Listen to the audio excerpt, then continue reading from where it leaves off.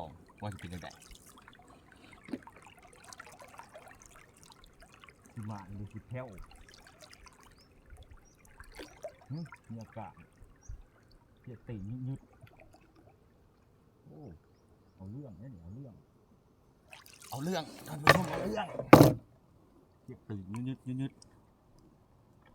เอาเรื่องเอาเรื่อง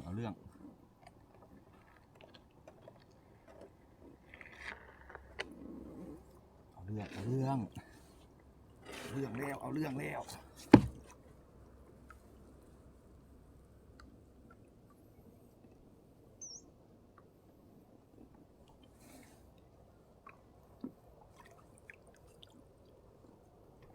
ยูใส่ติ่งนิดยูใส่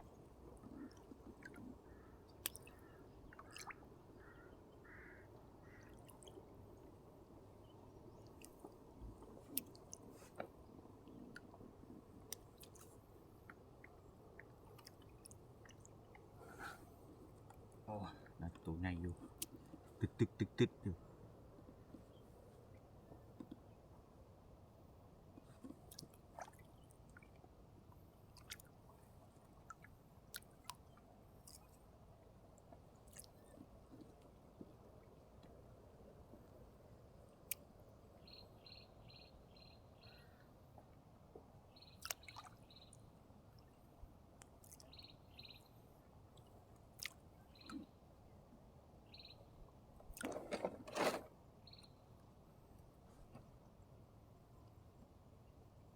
วิเป็นชิ้นน้อยๆกูดีค่ำกูดีมันมั่มเลยใช่วะตุ๊กใช่วะ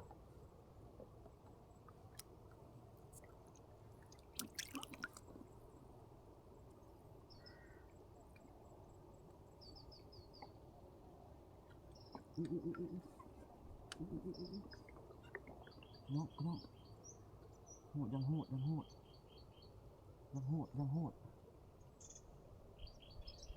หดเลยพี่น้องเลยเยอะสักจุดลง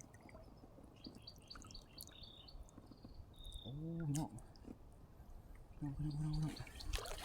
เห็นปะ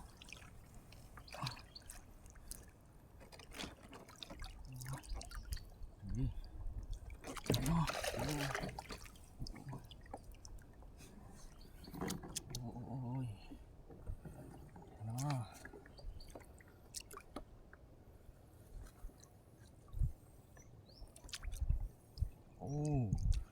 เอาไปบนระบบ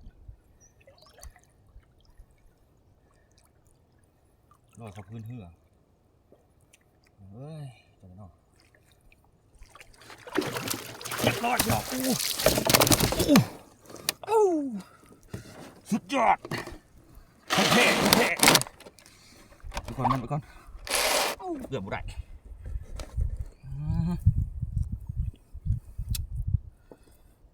้พี่น้องเอ้ย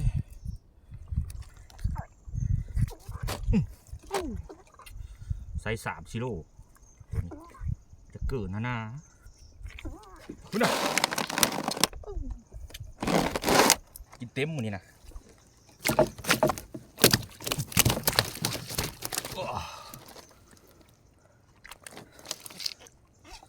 เดือทำงานพี่น้อง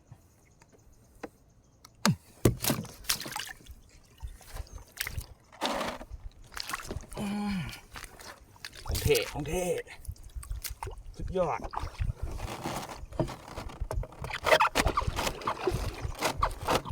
เกือบหมดเลย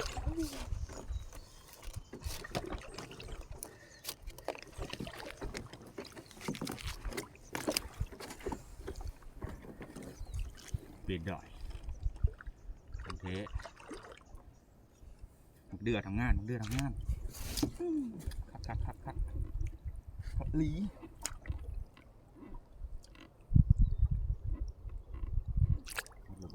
เดี๋ยวนี้ครับ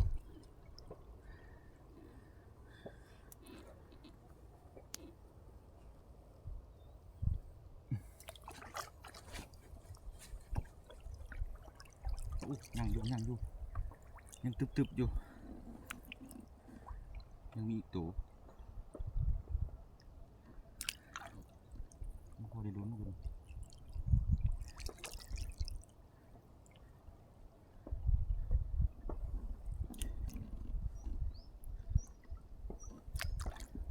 เดือดทำงานรีบเดือดทำงาน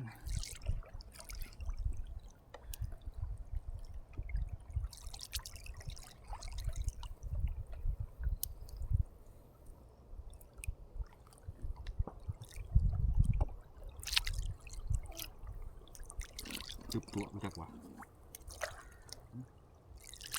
จุดตัวรู้จัก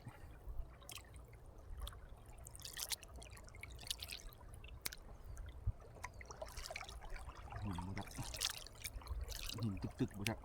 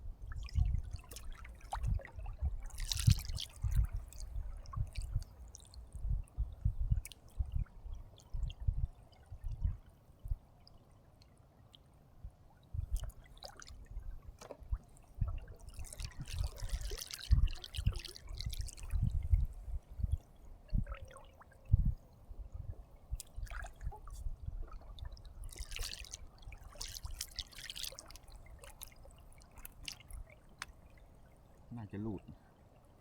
สายเป็นกูดบด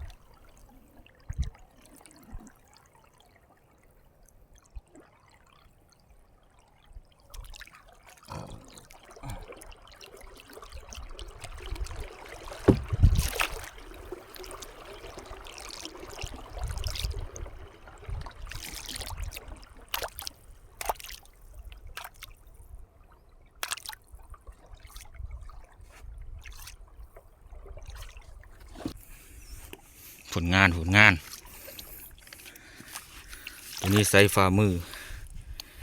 เบิ่งตัวนี้เปรียบเทียบกันสุดยอดมันชิจักโลแล้วตัวนี้เอ้ยโอ้สุดโหดพี่น้องสุดโหดยังบ่มีตัวยังบ่เหลือเท่านั้นเองยังมีตัวนี้อีก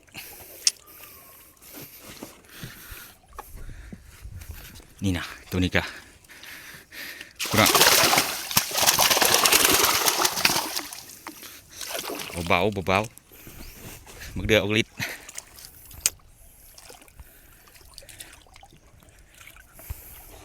แบบนี้แหละไปก่อนแล้วสิเอาลงให้เบิ่งอีกเท่าน่ะบัดประหยัดอีกเท่าน่ะก่อนขอขอบใจที่รับชม